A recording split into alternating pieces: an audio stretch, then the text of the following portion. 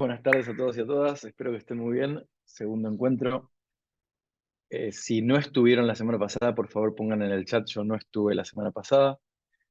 Y como siempre, le voy a pedir a más o menos 16 personas si pueden encender la cámara. Así tenemos una primera pantalla con cámaras encendidas. Si no, no hay problema. Gracias a quienes la tienen encendida. Isidora, María Sandra, Gabriela y Nicolás. ¿Qué recuerdan de la semana pasada? ¿Con qué se fueron en la cabeza? ¿Qué les gustó? ¿Qué no les gustó? ¿Con qué se quedaron? Pueden escribir en el chat o pueden levantar la mano y habilitamos el micrófono.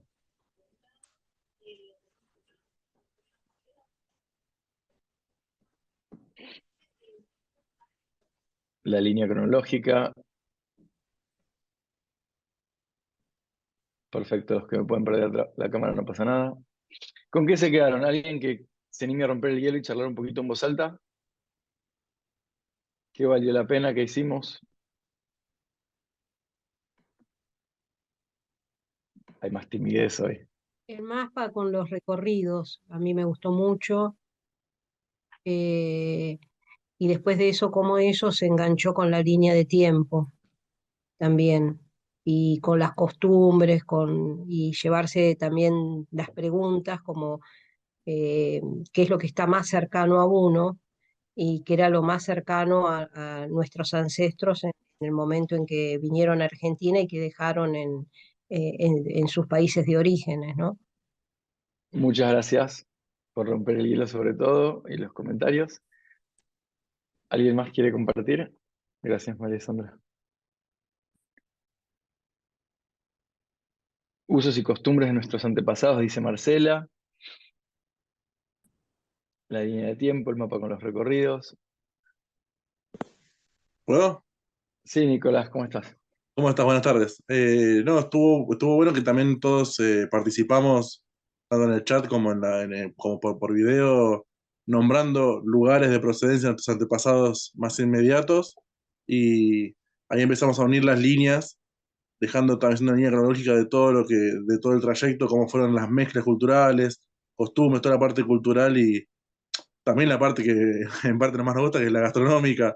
También nos mandaste también ponernos en el lugar, qué cambió, qué costumbres había, qué costumbres respetamos, eh, lo que se dice, no sé, la gente que viene de familia italiana lo tiene muy presente, los que venimos de una mezcla más diversa, en la cotidianidad no se ve tanto. En mi caso, por ejemplo, tengo Francia, Paraguay, Perú, España, entonces es como una mezcla medio extraña, pero fue muy interesante también la actividad que hicimos también de cada una.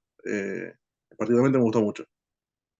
Cuanto más, a veces cuanto más cercana, cuando más cercanos los orígenes, suponete, incluso si tuvieras antepasados de Argentina, el movimiento interno de la migración interna, la migración se divide en la migración internacional y migración interna. La migración interna eh, te obliga a pensar más sutilmente en las diferencias. Sí, somos todos argentinos, pero si vos te mudás de Córdoba a Tucumán, vas a encontrar sutiles diferencias incluso en la comida, en la gastronomía, en las costumbres, en la música. Bueno, cuando lo pensás para atrás, más aún que hoy, porque hoy estamos más globalizados. Vamos a hacer un ejercicio un poco a la inversa para pensar un poquito cómo nos vemos a nosotros mismos hoy en el presente. Si ustedes tuvieran que dejar escrita una carta a sus nietos o bisnietos, describiendo cómo es la sociedad, las costumbres, la cultura en la que vivís vos, en tu pueblo, en tu ciudad, en tu barrio, y tenés que decir alguna cosa que te parece muy característico de tu lugar, ¿qué dirías? Es una pregunta abierta, la pueden poner en el chat o la pueden poner o pueden levantar la mano, pero a algunas personas les cuesta más comprender la cultura propia vigente que analizar y examinar una cultura distante. Así que quiero ver qué surge. ¿Cómo describirías tu realidad presente, tu pueblo? A mí me gustaría, digamos, es una pregunta por ahí un poco, uno se pone más quisquilloso, ¿no? Pero los cambios fueron tan abruptos estos últimos 20 años que hablar por ejemplo, niñez o adolescencia o primera juventud a vida adulta de una persona que hoy tiene 50 años, el lugar, la cultura y las costumbres me parece que han cambiado abismalmente. Eh, Nos referimos al presente actual ya, digamos, o nuestra vida en general. No, bien específico. Vos en el lugar en el que vivís, tu vida cotidiana, si quisieras describirle algo a 2 o 3 generaciones en el futuro, ¿qué, qué dejarías dicho? Y puede corresponder cualquiera, ¿eh? En el chat yo veo hay muchas condiciones de vulnerabilidad e injusticia social. Entonces a lo mejor Griselda intentaría describir la realidad social y esas vulnerabilidades. Y también hay alguien que dice, hoy es un día muy especial al interior, llueve, tortas fritas, mates, escultura en provincia. Y a lo mejor si uno mirara para atrás, la lluvia, la torta frita y el mate podría estar también en un recuerdo de hace un siglo, si uno quisiera. ¿Qué más? Yo describiría como, bueno, no voy a decir nada yo, vamos a escucharlos a ustedes. Iba a ser trampa.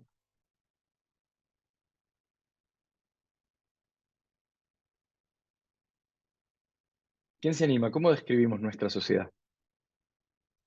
Cualquier cosa. Palabras sueltas, ¿se animan a poner alguna palabra que define alguna palabra suelta?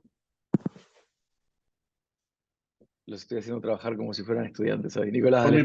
Por mi parte me parece que lo que define un poco, ¿puedo? Eh, Sí, sí, por favor. son varios aspectos. A nivel sociedad, muy individualistas. Me parece que individualista es la palabra que nos identifica en este momento de la sociedad. Cada uno en su aparato, cada uno en su lugar, cada uno con sus auriculares, cada uno en su nicho.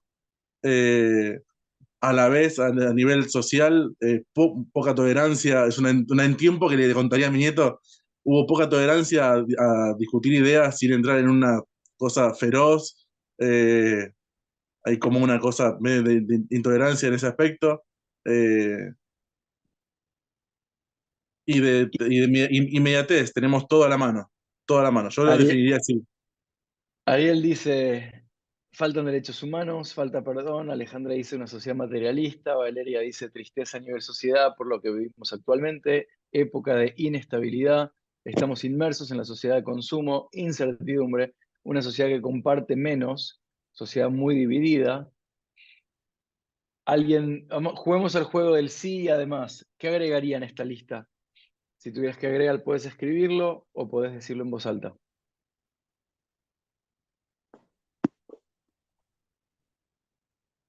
Está más La tímido sociedad hoy, me según el parece. contexto. Estamos Está, más ma- tímidos. está más tímido. Empatía. La sociedad según el contexto puede ser solidaria, rebelde, democrática, vulnerable, socialista, relativa a cada situación. Socialitaria, relativa a cada situación. Mucha bronca, confrontación y odio. Empatía. La razón por la que les pregunto esto es que, bueno, este no es un grupo de adolescentes, ¿no? Pero el objetivo de este seminario es abrir una conversación para repensar cómo podríamos, te voy a silenciar un ratito, Nico, después te prendo de vuelta, cómo, cómo transformaríamos lo que sucede en las aulas si quisiéramos incentivar, por un lado, la autonomía en los aprendizajes, por otro lado, la conexión, desarrollar los vínculos entre aquello que aprendemos y nuestras propias vidas. Es muy difícil eh, despertar curiosidad en el aprendizaje si no tenemos cercanía, si no sentimos relevancia, eh, si no encendemos el deseo de permitir cierta capacidad de asombro. Les voy a contar una anécdota. En algún curso la conté. eh, si la conté la semana pasada, me tienen que frenar y decir, Juan, estás viejo y ya contaste esto. Les conté sobre el proceso de evaluación en la clase de anatomía. Fui a visitar a un profesor de anatomía en una clase universitaria, en todo caso, pero viene el caso igual, ahora les cuento por qué. Y veo que el profesor le dice a los estudiantes que más adelante en la semana iban a tener un examen sobre todos los contenidos que habían visto. Y entonces les propone a los estudiantes que se dividan en grupos y que piensen en 2 o 3 preguntas fundamentales. Una pregunta fundamental es una pregunta que necesariamente debiera estar en el examen. Y entonces, durante un rato hacen un trabajo con los estudiantes y piensan en algunas preguntas. Y luego el profesor los invita a que se pongan todos de acuerdo, los deja media hora solos y les dice que se pongan de acuerdo en resolver una única lista con 10 preguntas, que sean las 10 preguntas más importantes que deberían estar en ese examen. Y entonces el grupo hace el trabajo de elegir 10 preguntas que deberían estar en el examen. Y entonces él mira la lista y les pregunta si están todos de acuerdo, si no falta nada. Le dicen que no, que se pusieron de acuerdo, que les parece que esa lista es razonable.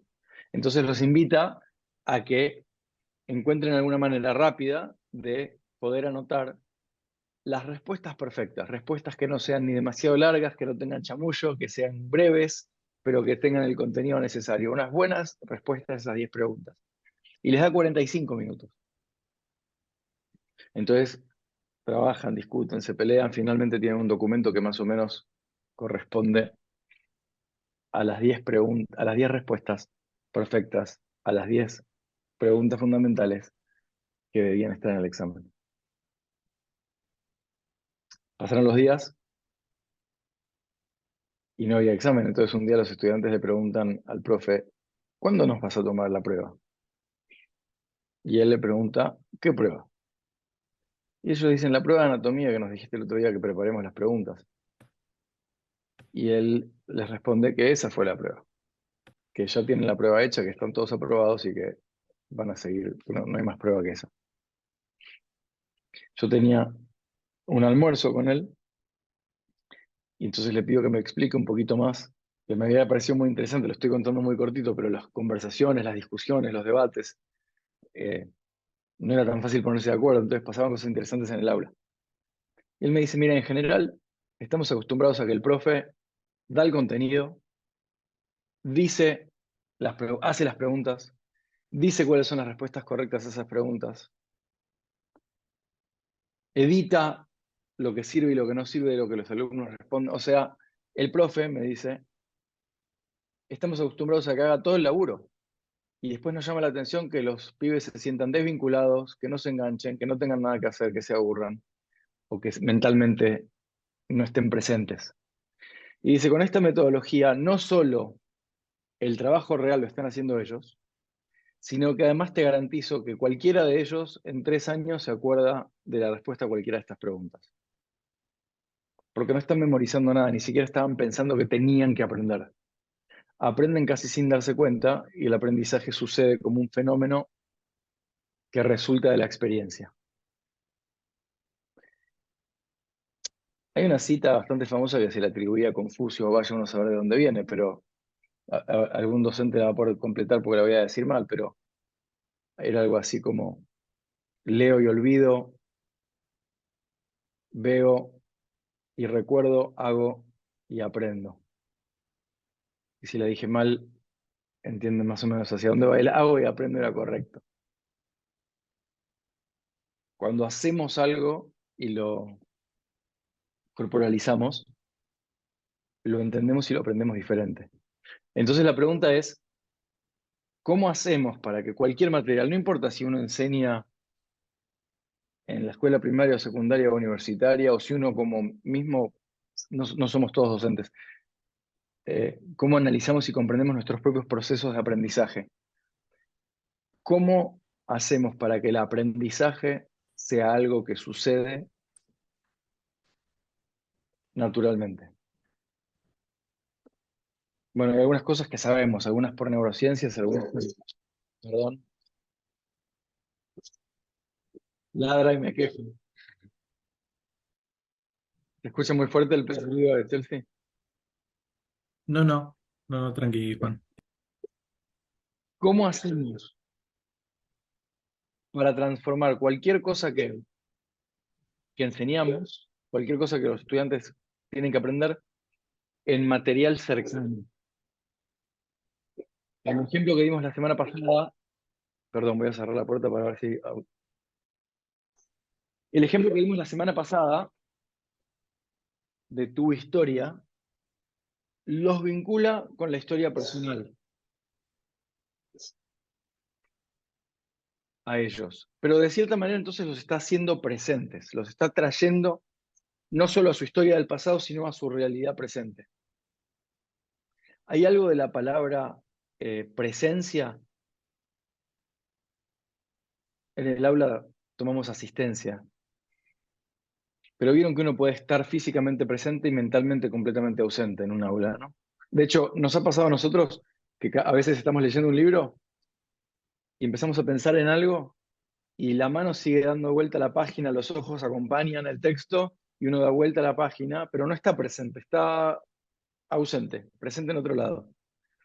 Estar físicamente en el aula, tanto para el docente como para los estudiantes, no significa estar presente al aprendizaje o presente a la experiencia.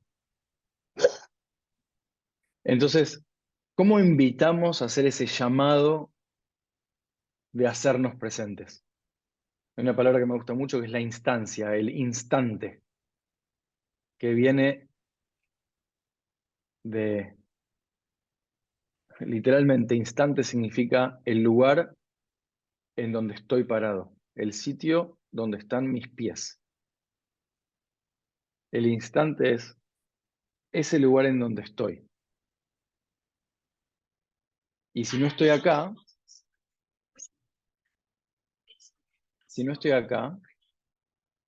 es muy difícil. Tengo todo tipo de problemas técnicos. Se activó un teléfono. Si no estoy presente, es muy raro que pueda aprender. A veces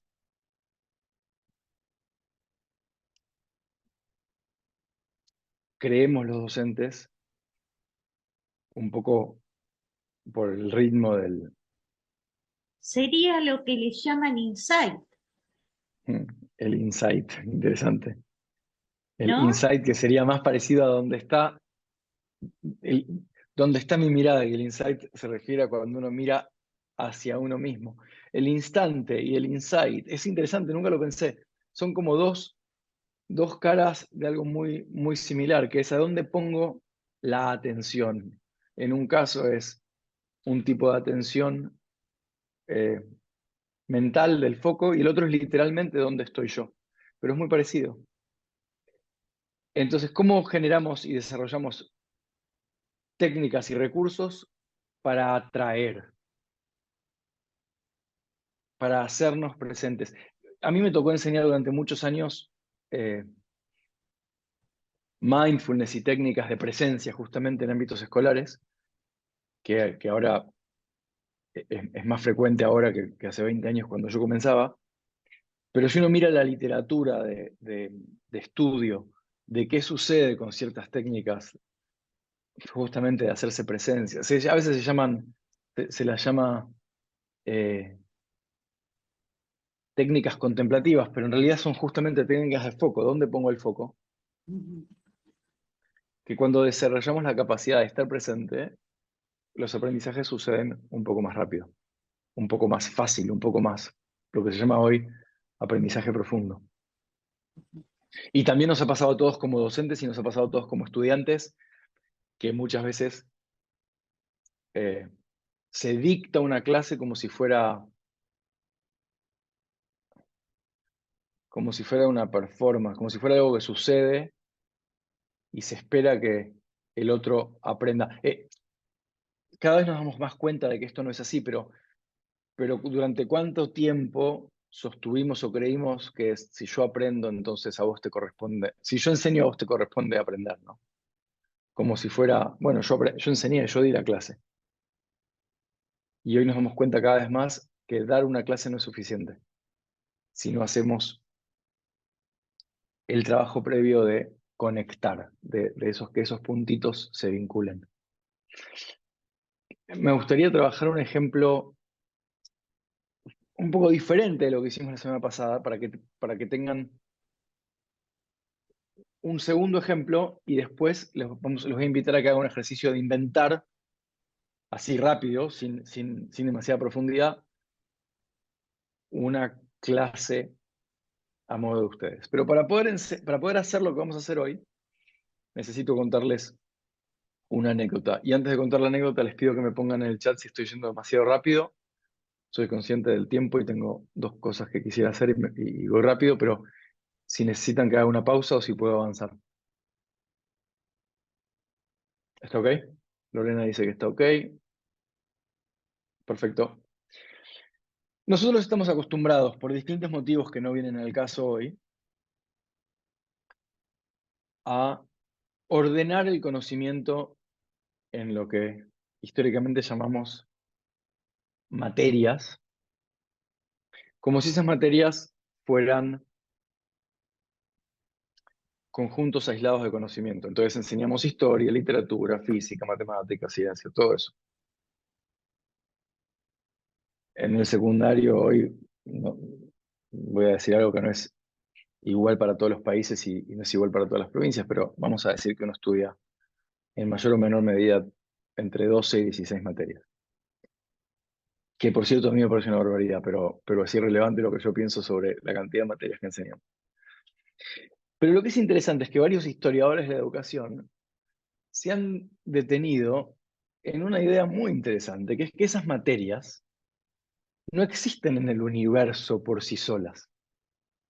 Existen como campos de estudio solamente porque así lo dispusimos. Es decir, no es que existe la física. La física es una mirada con la que miramos ciertos fenómenos en el mundo y ordenamos esa materia. Hay una científica educadora muy conocida en Argentina que muchos deben conocer, que es Inés Aguerrondo, que escribió un capítulo muy interesante en un libro donde cuenta que durante el iluminismo la ciencia estudiaba el universo y la manera en la que buscaba comprender el universo era entendiéndolo separando las partes, como si fuera un mecanismo, como si uno quisiera entender un auto, entonces lo desarma todo y entiende esas partes. Y de ahí surge esta idea de que uno puede mirar un pedacito y comprender la parte que para un momento de la historia humana era bien interesante y bien valioso, porque la ciencia avanzaba a una velocidad vertiginosa y, y con ese foco específico se, se estudiaba, se aprendía, se comprendía y se catalogaba la información. Hoy el mundo ha cambiado, no voy a decir nada que no sepan, el conocimiento está disponible de una manera diferente, el grado de entropía y por lo tanto de complejidad es tal que vivimos en permanente estado de complejidad y el modo de aprender más adecuado para hoy ya no es entender las partes en sus pedacitos aislados, sino que es entender la relación entre esas partes, entender el sistema. Esto lo podrías aplicar a cualquier cosa, entender la salud como sistema, entender la política como sistema, entender la economía como sistema, entender el medio ambiental como sistema. Lamentablemente lo que sigue ocurriendo es que seguimos enseñando a los jóvenes a entender las partes y no a entender el sistema. Y ahí no nos hacemos la vida más fácil los docentes, porque los jóvenes, en la sociedad en la que viven, en el ritmo en el que viven, a la velocidad en la que aprenden por sus propios medios, le das un teléfono a un chico y rápidamente aprende a utilizarlo. Y ha habido muchos estudios de ver cómo navega alguien que nunca estuvo en contacto con la tecnología. La tecnología es como si estuviéramos enseñando en una frecuencia de radio, en un dial, y la mentalidad, el la frecuencia receptora está en otra, entonces hay como una... No sé si se entiende lo que quiero decir. Si nosotros... Ahora voy a dar un ejemplo bien concreto. Entonces, lo que ocurre es que nosotros estamos acostumbrados a enseñar contenido aislado, como dijimos antes, con relativamente poco vínculo con la realidad actual de los jóvenes y con relativamente poco vínculo entre sí. Entonces, un pibe estudia su clase de biología, la clase de física, la clase de historia, y no hay nada que una todo ese conocimiento, ni siquiera en vínculo con la actualidad. Mi hija estaba estudiando en cuarto grado en una unidad de poesía. ¿Están aburridos? ¿Aburro? ¿O estamos bien? Como no les veo la cara a todos, mi hija estaba estudiando en poesía, un módulo en cuarto grado, mitos de la antigua Grecia, y si no me equivoco estaba estudiando el mito de, creo que es Orfeo, díganme si lo estoy diciendo mal, Orfeo es el que tenía que ir al mundo de la muerte a buscar a Eurídice. Eurídice, muchas gracias.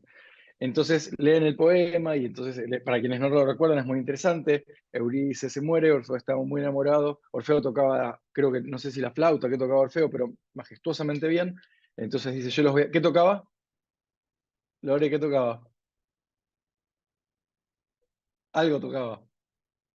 Bueno, tocaba su instrumento. En todo caso, dice, yo voy a encantarlos con mi instrumento, voy a entrar al mundo de la muerte a rescatar a Eurídice. Y entonces llega a donde están los guardianes del mundo de la muerte y le dicen, vos no podés pasar porque vos no te moriste. Y él empieza a tocar Eurídice, empieza a tocar Orfeo y la música es tan bella que lo dejan pasar y sigue tocando hasta que llega Eurídice y finalmente convence a la muerte a que se pueda llevar Eurídice, pero finalmente le dicen, mira, hay una sola condición que tenés que cumplir, que es que no podés darte vuelta y mirarle la cara hasta que no hayan salido los dos del mundo de la muerte. Si te das la vuelta, la vas a perder para siempre. Y Orfeo dice, sí, sí, perfecto, yo puedo hacer exactamente eso. Entonces empiezan a caminar hacia el mundo de los vivos y Orfeo sale del mundo de los vivos y le gana una mezcla de emociones terribles y sabe que no tiene que darse vuelta, pero no sabe si Eurídice está ahí o no está ahí con él, y se da vuelta y ella todavía estaba del lado de los muertos y entonces se desvanece profundamente. Y bueno, bellísimo, bellísimo el mito de Orfeo y Eurídice. Perdón, una especie de arpa tocaba, ahora me acordé porque les voy a contar lo que pasó después. Una especie de arpa tocaba Orfeo. La Pero lira. entonces, la lira, ahí está, la lira, muchas gracias. La lira. Entonces está Orfeo, está mi hija en cuarto o quinto grado estudiando esto. Y yo pienso todas las conversaciones interesantísimas que uno podría tener con chicos de cuarto o quinto grado sobre el amor, sobre lo que significa animarse a ir a un lugar tan desconocido y tenebroso como la muerte porque no puedes soportar que se llevaran un ser querido, sobre la curiosidad, sobre el deseo, sobre las reglas, tantos temas interesantes para tener una conversación riquísima con estos chicos que por ahí tengan por primera vez, y sobre la naturaleza del ser humano y la capacidad de contar cuentos, y que un cuento que se contó hace miles de años tenga una vigencia absoluta hoy, porque resuena tanto con nuestra propia humanidad. Y pienso, yo estudié letras, así que pienso en todo lo que yo haría y me siento a hacer la tarea con mi hija completamente entusiasmado y abro el cuaderno y la pregunta es, ¿qué es una lira?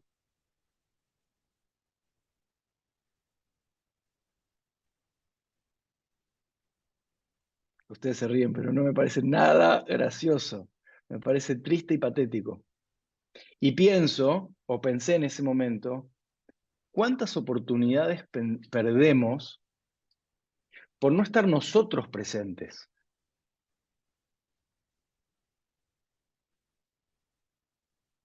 Y lo digo no solo como docente, sino a mí me pasa como papá. ¿Cuántas oportunidades de sostener una conversación riquísima que a lo mejor podría tener ahora por única vez? y esa puerta se cierra y se perdió.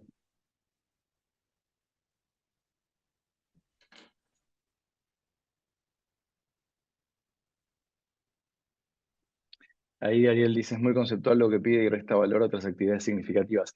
¿Cuántas oportunidades que hay para esas experiencias significativas? Piénsenlo de esta manera. Me tengo que levantar un segundo para que mi perra pueda salir. Piénsenlo de esta manera. Esa currícula, ese contenido, que lamentablemente muchos jóvenes se van a olvidar de todas maneras, no es más que una excusa para ese encuentro. No es más que una excusa para esa experiencia significativa. ¿Qué quiero decir con eso? El trabajo que hicimos la semana pasada, de escribir el mapa, de hablar con nuestros abuelos, de hablar con nuestros padres, de tener una conversación, de pensar de dónde venimos, cómo era la vida, por supuesto lo puedo alinear para que suceda la clase de historia. Y eso lo hago porque tengo que hacerlo. Me dijeron, tenés que enseñar historia, voy a hacer lo que sea necesario para que aprendan la historia. Pero en realidad, de alguna manera, si logré una conversación entre un hijo, una hija y una abuela, un abuelo, esa conversación a lo mejor no hubiera sucedido. Y ahí está la riqueza verdadera del vínculo. Para mí la riqueza del vínculo no es acordarse una fecha.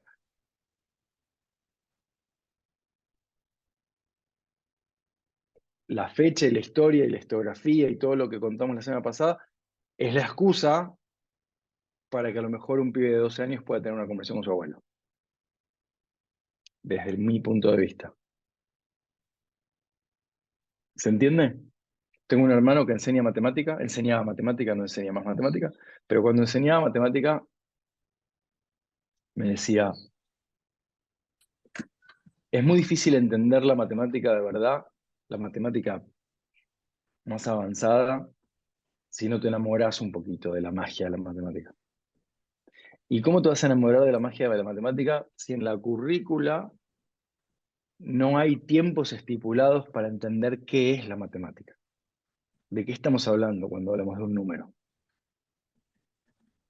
Yo como profe de literatura podríamos decir lo mismo.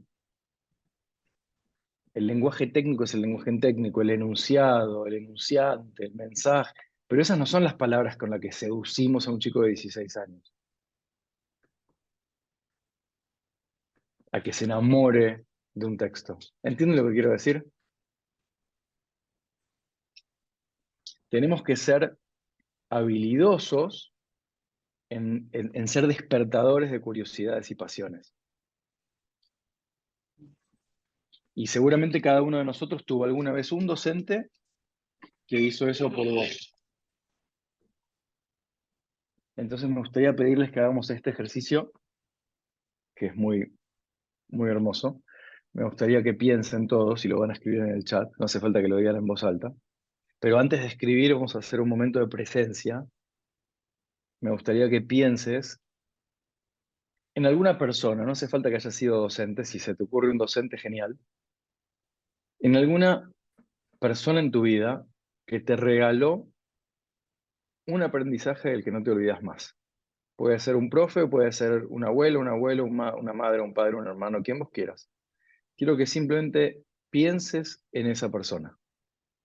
Y ahora les voy a pedir a todos que apaguen sus cámaras. Un segundo.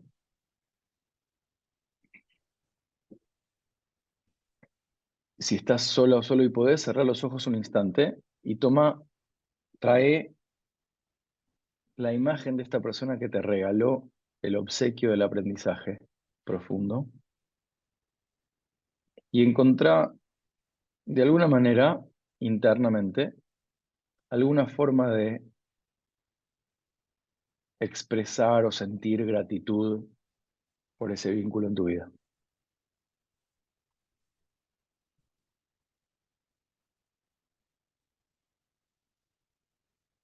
Y fíjate cómo se siente la gratitud. ¿Qué significa sentir gratitud? En el cuerpo, ¿qué se siente? ¿Qué es esa emoción extraña de la gratitud?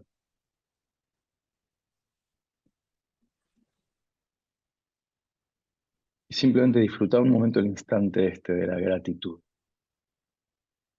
Algo tan fácil de sentir y tan difícil de enseñar.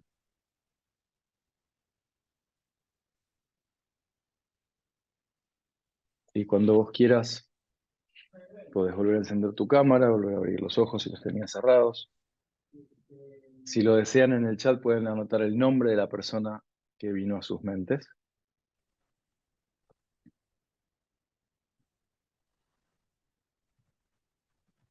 Hace unos años escuché un programa de radio grabado en los Estados Unidos, de un economista, bueno, el programa era sobre un economista de la universidad, si no me equivoco, de la Universidad de Chicago, que el nombre circulaba como un posible ganador del Premio Nobel de Economía. Mientras les dejo escribir los nombres de las personas que estaban pensando. Este economista, sobre quien era la entrevista, había inmigrado a los Estados Unidos cuando tenía 14 años. No me acuerdo si de Bosnia, de Sarajevo, no me acuerdo de dónde era él, pero ¿se acuerda del conflicto Bosnia-Sarajevo en los 90? A principios de los 90 creo que fue. Entonces, un día el padre salió a comprar pan, empezó un conflicto en la calle, mataron al padre,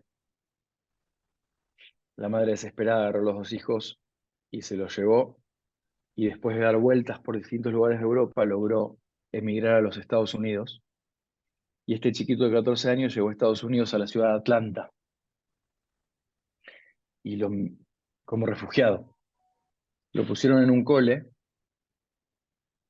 y había mucha violencia en el cole, había mucha violencia de chicos con armas, pandillas, una cosa que este chico no había vivido nunca en su vida, estaba aterrado y no hablaba inglés. Chiquito de 14 años, la de mi hija, aterrado y no hablaba inglés. El chico se había llevado de su país un libro. Y tenía ese libro, lo abrazaba, era lo único que tenía de su país. Y un día vino una maestra de literatura, una maestra suplente, y les dio una tarea. Tenían que escribir una caricia, una composición. Y este chico dijo, yo no puedo escribir una composición bien escrita, no hablo inglés, no sé qué voy a hacer, pero con un diccionario agarró una página de ese libro que tenía y copió un poco y lo presentó. Cuando la maestra devuelve esos trabajos, la maestra suplente, le dice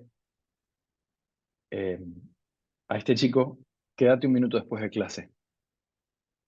Y él se queda después de clase y la maestra le dice, tendrías que ir a otro colegio. Hay colegios más pequeños, con más personas de comunidades internacionales, de refugiados como vos, vas a tener la atención que mereces, sos muy inteligente. Él le quiso decir, no, no soy muy inteligente, me copié, pero no se lo dijo. Y la maestra le dice, mira, en 3 semanas yo tengo que hacer una entrevista en una escuela privada. Yo sé que tu mamá no puede pagar una escuela privada, pero esta escuela sería extraordinaria para vos, y yo sé que en esa escuela ofrecen becas a inmigrantes. ¿No te gustaría venir conmigo a conocer la escuela? Y el chico va a la escuela con la maestra que tiene su entrevista laboral. En la escuela lo recibe una señora y él se había aprendido a decir en perfecto inglés una frase. La frase era, soy refugiado de guerra, a mi papá lo mataron en la guerra, necesito una beca para venir a este colegio. La señora que lo atendió le explicó que el proceso de becas había finalizado para el año siguiente, que tenía que venir 6 meses después, le dio un montón de material para que complete, le dio una carpeta, y el chico con lágrimas en los ojos dijo, soy refugiado de guerra, a mi papá lo mataron en la guerra, necesito una beca para este colegio. Cuando la señora lo vio llorando, fue a hablar con el director, volvió, se las voy a hacer corta, le dieron la beca. Y después ganó una beca en la universidad, y después ganó una beca para hacer el doctorado, y estaba enseñando en la Universidad de Economía cuando lo mencionaron como posible candidato para el premio Nobel. En este programa de radio que hacen investigaciones interesantes, le preguntan qué le dijo a la maestra cuando le dieron la beca. Y él dijo, nunca más la vi a la maestra. Y le preguntaron, ¿cómo nunca más la viste a la maestra? Y él dije, no, nunca más la vi porque la quise buscar, pero cuando fui a averiguar por ella, me dijeron que la habían echado del colegio donde enseñaba. Y no sabía cómo ubicarla. Y entonces el tipo que hace el programa de radio se entusiasma y le dice, ¿no te gustaría encontrarla y hablarle? Y él dice, sí, por supuesto que me gustaría encontrarla y hablarle. Y entonces empiezan a buscar a la maestra y no la encuentran fácil a la maestra. Entonces en la radio deciden contratar a un investigador privado. ¿Me están siguiendo? La radio decide contratar a un investigador privado y están 2 años hasta que la encuentran. El chico se acordaba de la maestra por el nombre, por el apodo que le decían, que era algo así como Mimi. No se acordaba ni el nombre ni el apellido. Pero cuando llaman a esta señora y dicen, ¿usted es Mimi? Ella dice, sí. Y le dicen, hay un alumno suyo que la está buscando. Y ella inmediatamente, habían pasado 35 años, dice el nombre de este chico. Y le preguntan, ¿cómo sabes que es el que le está buscando?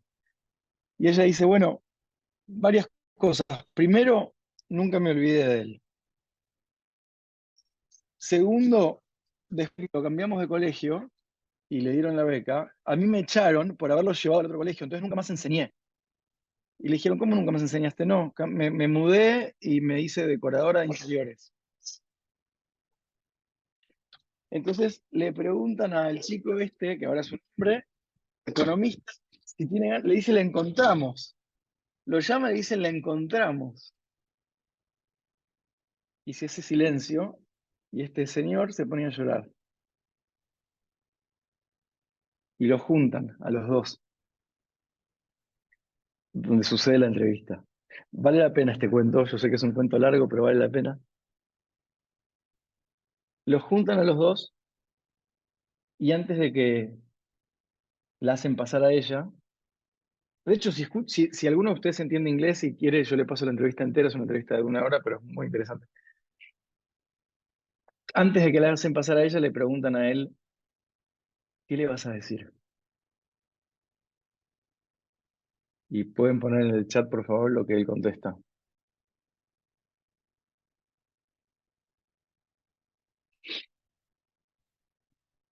Y él dice, le voy a dar las gracias. Y le preguntan, ¿por qué le vas a dar las gracias?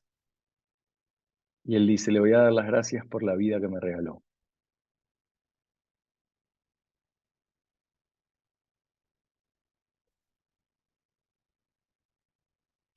A veces pensamos que damos una clase de pedagogía o de historia,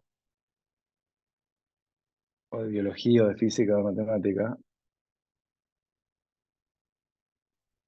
y a veces, no siempre, porque si no ningún docente sería docente, a veces nos olvidamos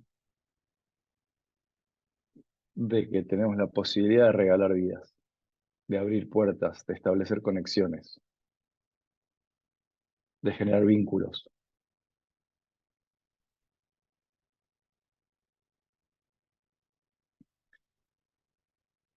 Esa no es nuestra responsabilidad como docentes.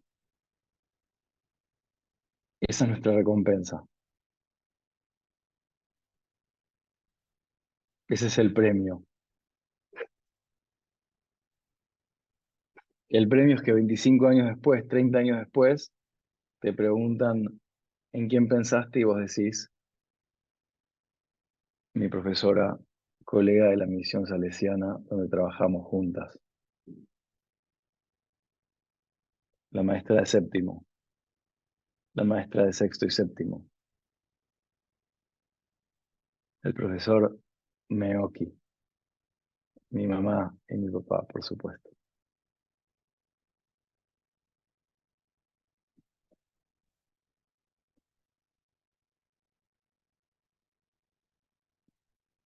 Si uno no piensa en un minuto en las materias, en ninguna materia, hagamos de cuenta que las materias no existen. Y lo que existe es un mundo lleno de desafíos, lleno de acertijos, lleno de problemas que hay que resolver.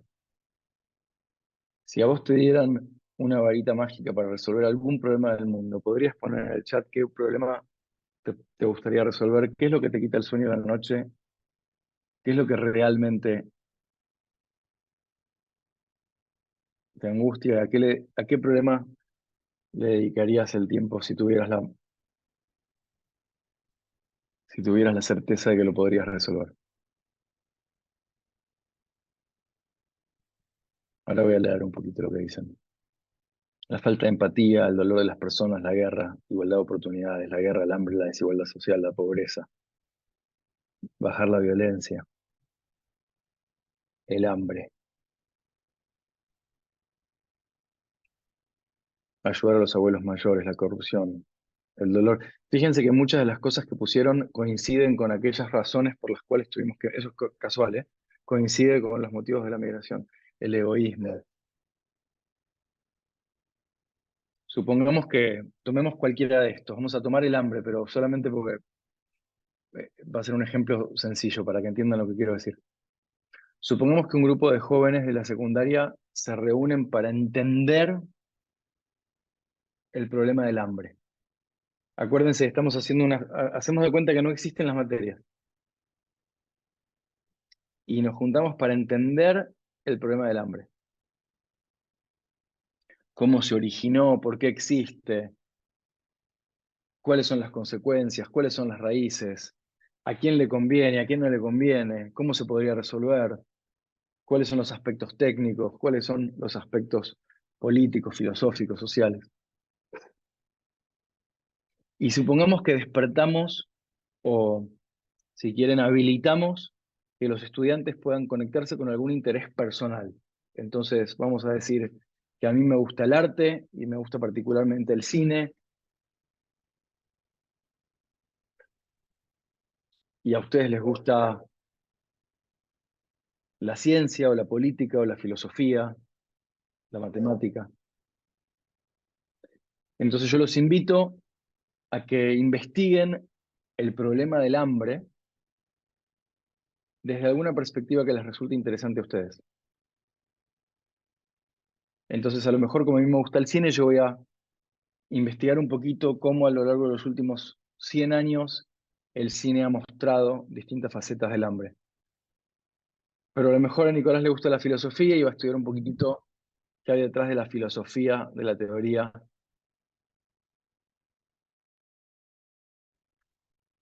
de la buena vida o la vida interrumpida por necesidades no cumplidas. Si a alguien le gusta la sociología, va a estudiar la sociología del hambre.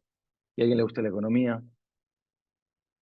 Y cada uno está enfocado en sus intereses personales, pero intentando entender el hambre. ¿Hasta ahí vamos bien? Bueno, en el camino de entender algún problema complejo, necesitamos herramientas.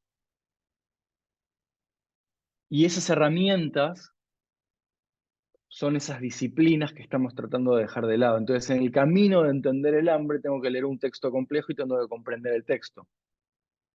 Tengo que mirar estadística y tengo que comprender la estadística. Tengo que entender historia y entonces tengo que leer un poquito de historia. Entonces, esas materias que muchas veces los chicos dicen, ¿esto para qué me sirve? De repente son las herramientas con las que podemos comprender eso que estamos intentando comprender. En búsqueda de poder entender el hambre. Y la hipótesis es que si uno mirara, por ejemplo, los objetivos de desarrollo sustentable, donde el hambre es uno de ellos, y hay 17 objetivos, que a lo mejor los jóvenes puedan terminar la escuela secundaria, quizás no con mucha claridad de lo que quieren ser, pero sí con bastante claridad de qué problema les apasionaría resolver. ¿A qué problema le dedicarían 15 años de su vida? ¿Con qué herramientas lo resolverían?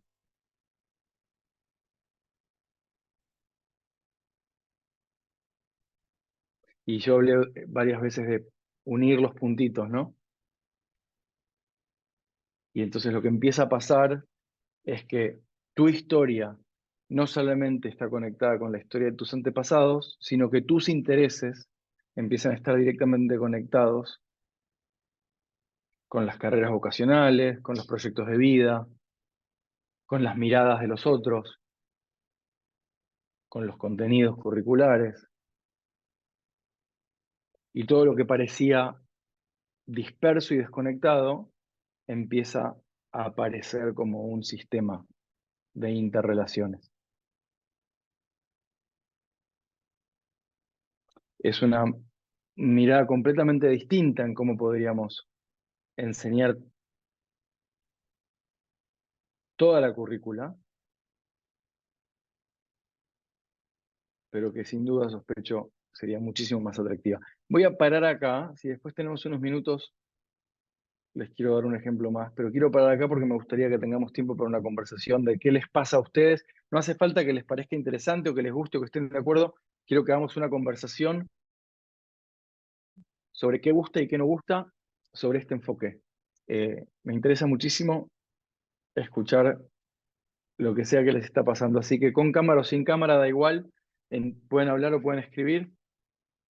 Me gustaría iniciar una etapa de diálogo.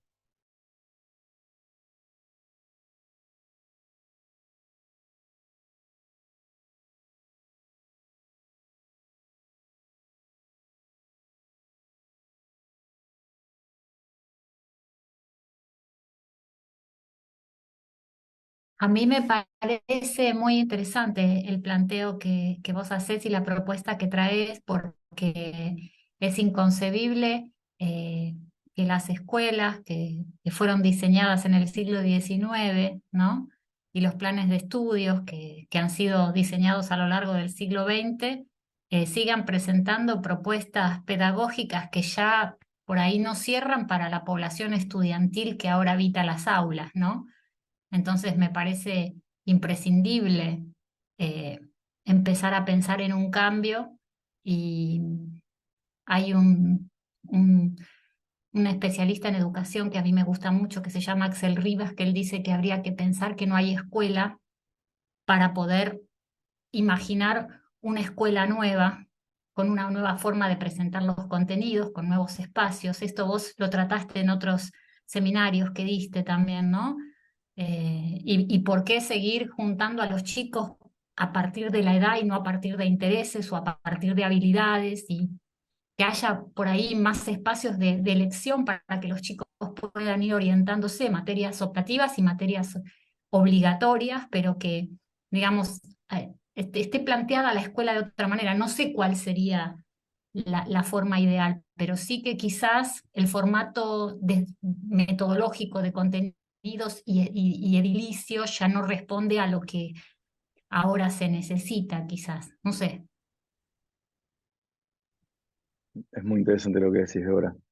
Ese ejercicio de pensar cómo sería un mundo sin escuelas para poder reinventarla es bien interesante porque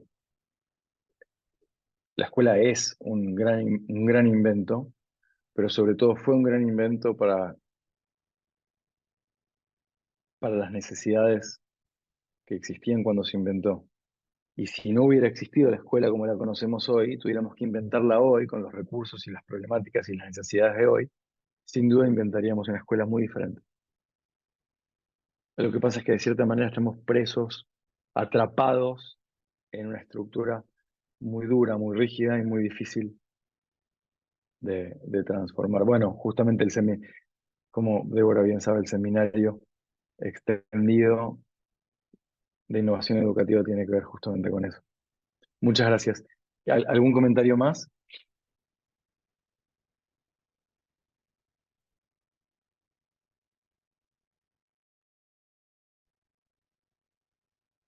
A mí me gustaría una enseñanza sin adoctrinamiento. Sí, es que el adoctrinamiento hace exactamente lo contrario de lo que la enseñanza pretende hacer, así que así es.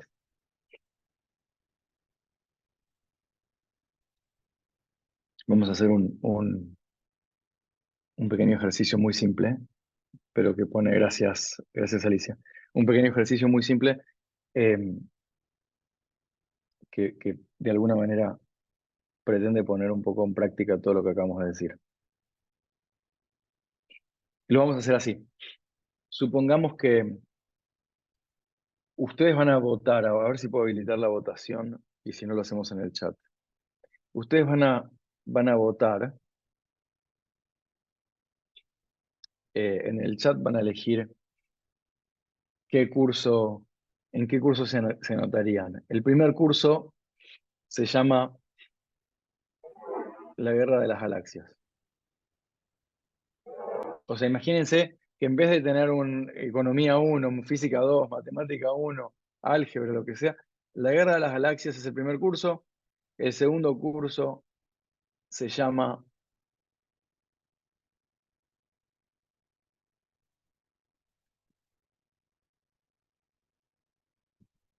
De la sal a la criptomoneda, estoy inventando, ¿eh? Y el tercer curso se llama Puentes y Murallas. Ahora, Jorge, ahora en un ratito te contesto la pregunta, que es muy interesante lo que preguntas. Solamente elijan en qué curso se anotan. Si la semana que viene doy un seminario, doy estos 3 seminarios, ¿en cuál te anotás?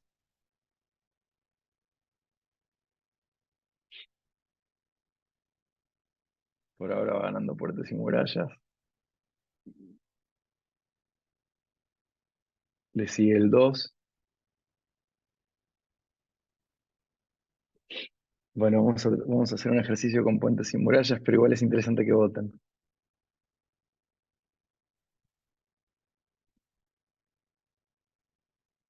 Muy bien, lo vamos a hacer muy rápido esto, para que tengan así como un poquito para jugar. Si están en la computadora, si están en el teléfono, a lo mejor les resulta más difícil. Si están en la computadora, me gustaría que averigüen ahora mismo en internet cuántas murallas fronterizas se levantaron después de la Segunda Guerra Mundial. ¿Cuántas murallas Perdón, déjenme cambiar la pregunta, voy a ser más específico. ¿Cuántas murallas fronterizas se levantaron después de la caída del muro de Berlín? Después de la caída del muro de Berlín. Y el primero que tenga una respuesta, por favor, póngala en el chat.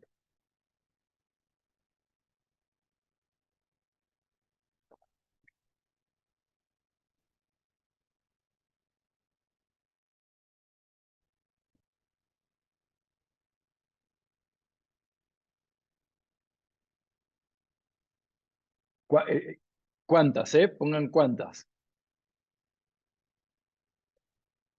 Ahí hay un número. Ariel dice 63, Valeria dice 11, así que tenemos dos respuestas bien diferentes. Voy a dar una pista, es más cercano al número de Ariel. ¿Cuántas murallas se levantaron desde que cayó el muro de Berlín?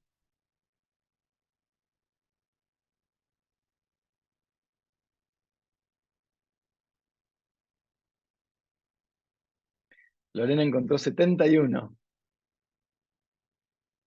Franco encontró 16. Jorge encontró 4. Mientras escriben los números, ¿alguien me puede decir, por favor? Ay, gracias, Mayra puso un link.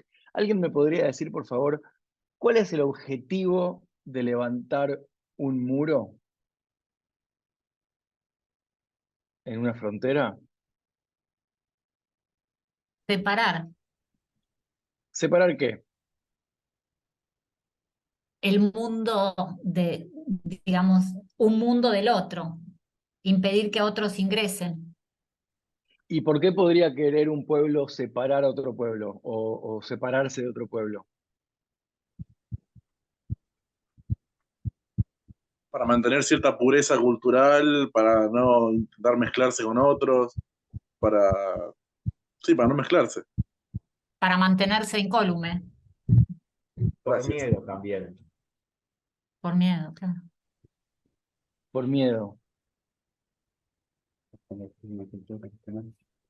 Levanten la mano, física o virtual, si alguna vez sintieron miedo.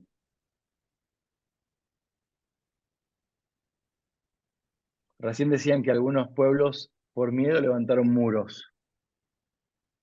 ¿Nosotros levantamos muros por miedo? ¿Qué tipos de muros existen?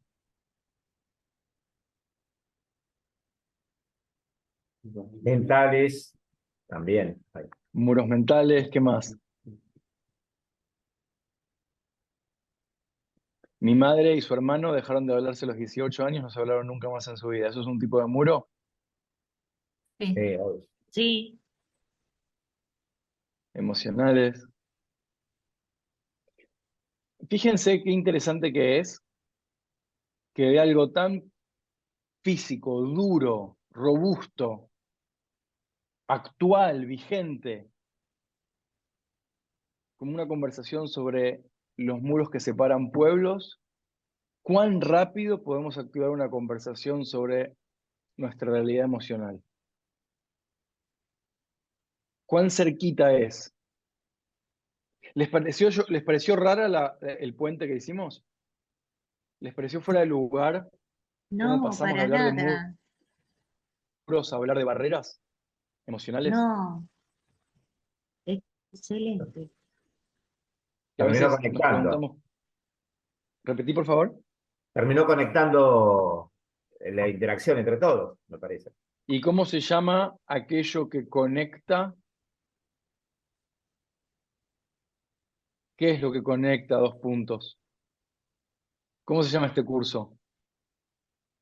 Innovación pedagógica. No, el curso en el que se anotaron, la opción 3 en el ejercicio que estamos Ah, haciendo. Puentes. Puentes, Puentes y murallas. buenísimo. ¿Qué es un puente? Una conexión. una, sí. Fíjense si descubre alguien que esté en internet ahí que tenga la capacidad rápida de identificar cuál es el puente más antiguo que todavía está en pie. Yo lo que estoy haciendo ahora en 7 minutos es un curso que he desarrollado y he dictado de manera extensa. Estoy jugando con ustedes para que entiendan cómo una propuesta tan sencilla y tan específica puede abrir puertas de distintas cosas que uno puede ver en sus contenidos, ¿verdad?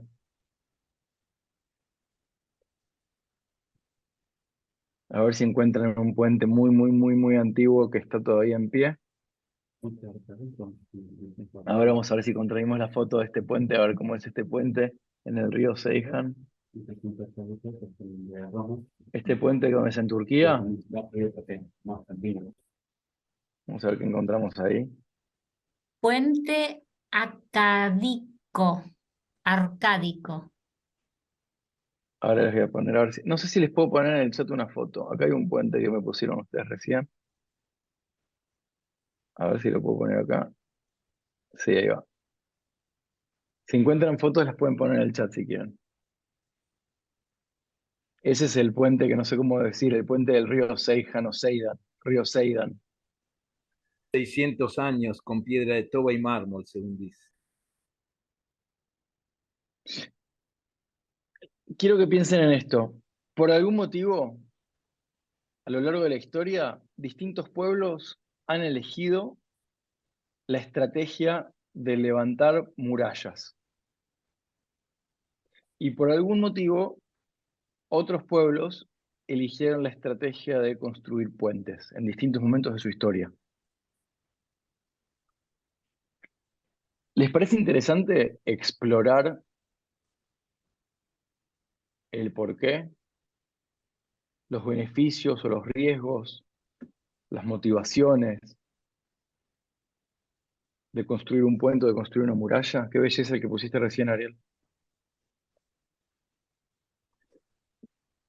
Pensando en los conflictos que hay en el mundo hoy, no se me ocurre una conversación más vigente. Un conflicto, bueno, estoy pensando puntualmente en Medio Oriente, pero que nadie sabe cómo resolver, pero que no me parece extraño que no sepamos resolverlo, porque no hay nada en nuestra educación que nos haya llevado a tener las capacidades adecuadas para resolver conflictos tan complejos. Sin embargo, sabemos hacer cosas complejas. No es que no sabemos hacer cosas complejas. Sabemos hacer aquellas cosas complejas sobre las cuales construimos nuestra educación. Pero la educación siempre tiene baches. Y resolver unir puentes entre personas o pueblos que buscan cosas diferentes o que persiguen intereses comunes, no ha sido el foco principal de nuestra educación. De hecho, estamos de cierta manera adormecidos a ciertos problemas del mundo con los que convivimos todos los días, que haya chicos con hambre.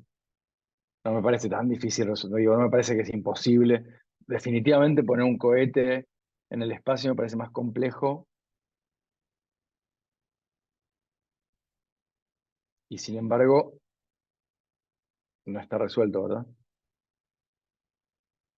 Hay como una cosa medio de jardinero que voy a decir. El principio de la intención, la atención y la manifestación. Si pones la intención en algo y le das la atención, si pones la intención en la semilla y le regás la planta crece. Donde pones la atención y la intención, algo pasa. Bueno, la intención en la ciencia y la tecnología claramente dio frutos. Hacemos cosas maravillosas.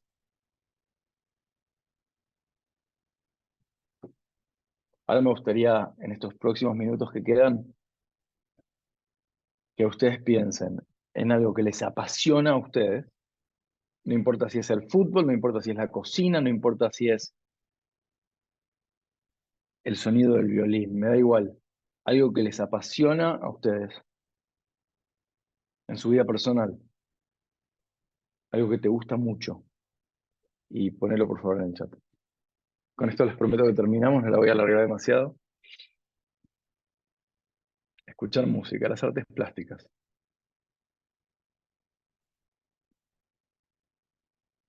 El arte, el deporte,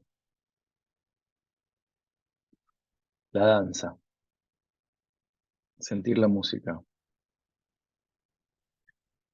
la economía, la naturaleza, la poesía. Yo no sigo mucho el fútbol, pero me llamó la atención, hace unos años leí que un profesor del departamento de literatura de castellano de la Universidad de Harvard, un chico argentino, con un colega habían diseñado un curso donde se entendía, se aprendía, se comprendía la historia de la filosofía universal a través del fútbol. El año que lo dieron fue el curso con mayor cantidad de postulantes, de estudiantes en toda la universidad.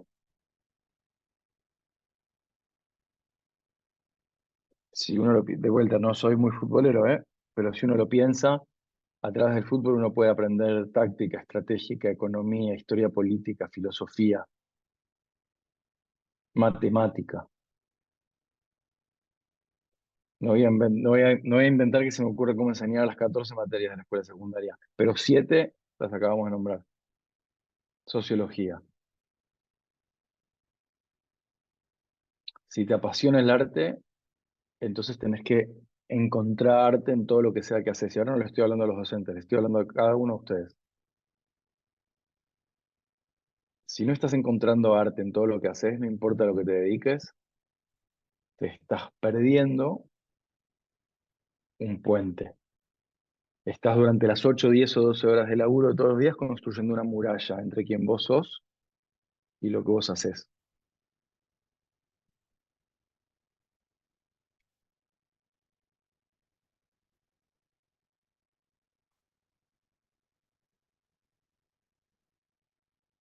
Tengo una colega con quien trabajo que docente de toda la vida, directora de escuelas, ahora trabaja con equipos técnicos y con equipos directivos de escuelas, y ella además hace cerámica.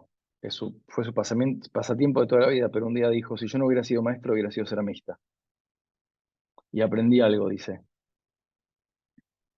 En ningún lugar en el que trabajo, en ningún proyecto en el que trabajo, puedo estar sin un artista presente en la habitación.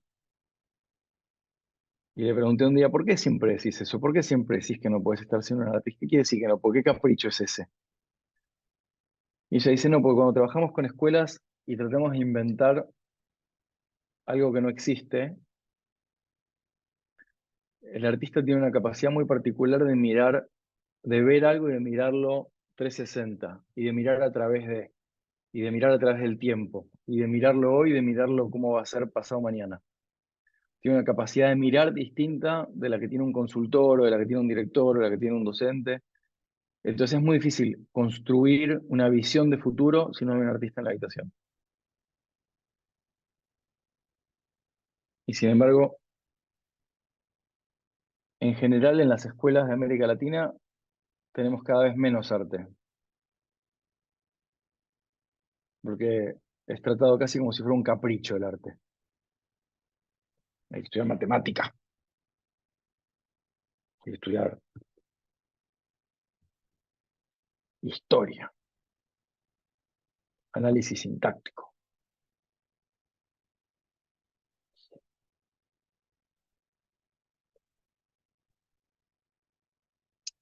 Última pregunta que les hago hoy, no voy a hacer un gran cierre.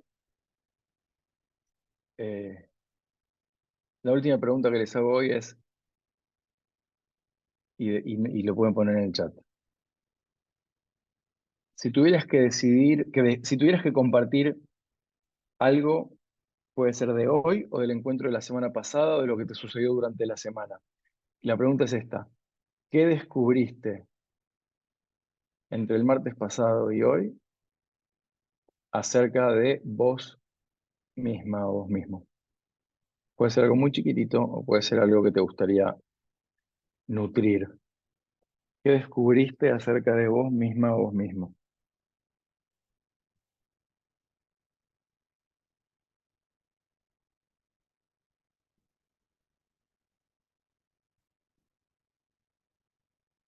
Qué lindo, Ariel, muchas gracias.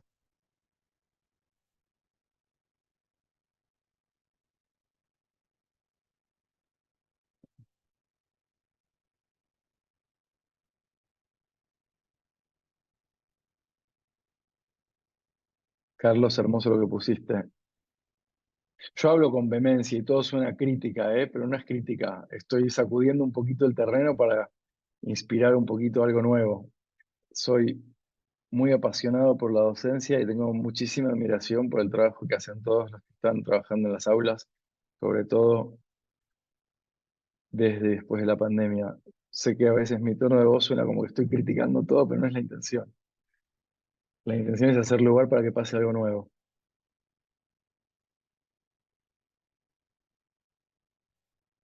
Muchas gracias, Marcela, Valeria.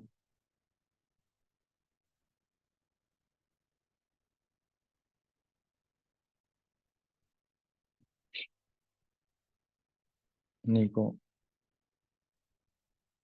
Ujú.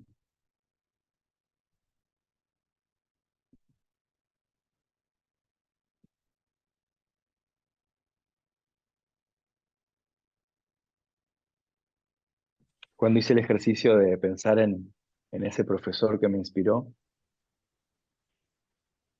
pensé en mi profesor de literatura de quinto año. eh, la primera semana de clases sacó un tocadiscos. ¿Les conté la historia del tocadiscos? No. Tengo que preguntar con sinceridad porque soy capaz de haberlo contado hace una semana y no acordarme. Sacó un tocadiscos y, y trajo discos y nos hizo escuchar música. Música que yo no conocía, escuché por primera vez. Bueno, tenía 17 años, pero escuché por primera vez eh, a Van Morrison, escuché por primera vez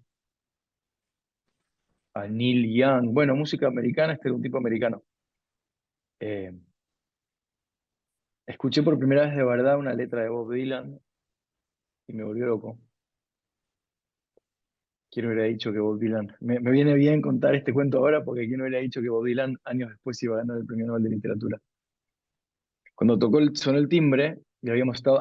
Y él nos preguntaba qué música escuchábamos nosotros y qué nos gustaba y cómo era la música argentina y de dónde venía. Y anotaba nombres de cosas que tenía que escuchar.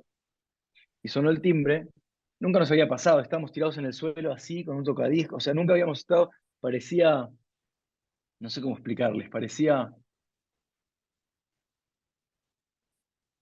¿cómo se llamaba esa película del profe de...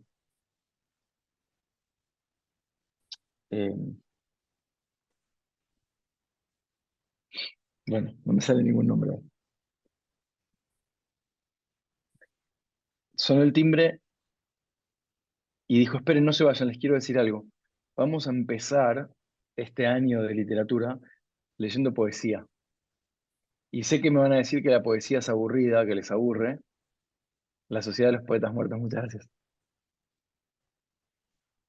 Sé que me van a decir que la poesía les aburre, pero quiero que sepan que la poesía es música. Y los quiero enamorar de la música que hay atrás de la poesía. Yo no era lector a los 17 años, no me gustaba leer. Terminé ese año de escuela secundaria y decidí estudiar literatura en la universidad, literatura comparada. Este señor a mí me hizo lector, pero después de un año en la escuela, lo echaron. Y cuando le echaron le dijeron cosas horrorosas, pero una de las cosas que le dijeron fue que perdía el tiempo con sus estudiantes. Y yo me pregunto si estaba perdiendo el tiempo o si estaba ganando el tiempo, generando puentes, o construyendo puentes y generando vínculos, que es más o menos lo mismo. Cuando yo tuve que hacer este ejercicio de pensar en un profe que me cambió la vida, no tuve ninguna duda y pensé en él. Le escribí una carta, sigo en vínculo con él por suerte. Le escribí una carta donde le pude decir gracias. Me contestó una carta muy hermosa, eh, muy linda, pero me acuerdo del final de la carta que decía, y así es, la docencia es un ida y vuelta, un dar y recibir. No hay nada que yo te haya dado a vos que vos no me hayas devuelto a mí de a miles. El agradecido soy yo.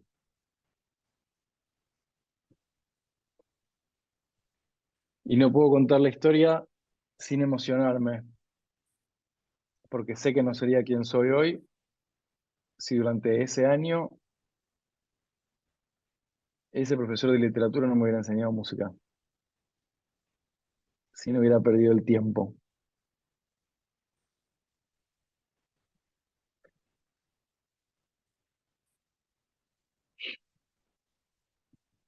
Con esa historia los voy a dejar.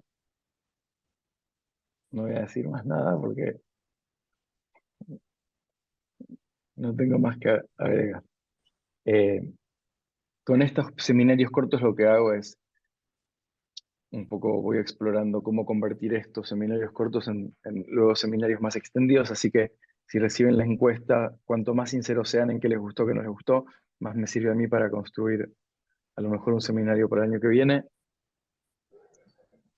Si no nos llegamos a Sí, ver, les hace deseo... otro seminario, así.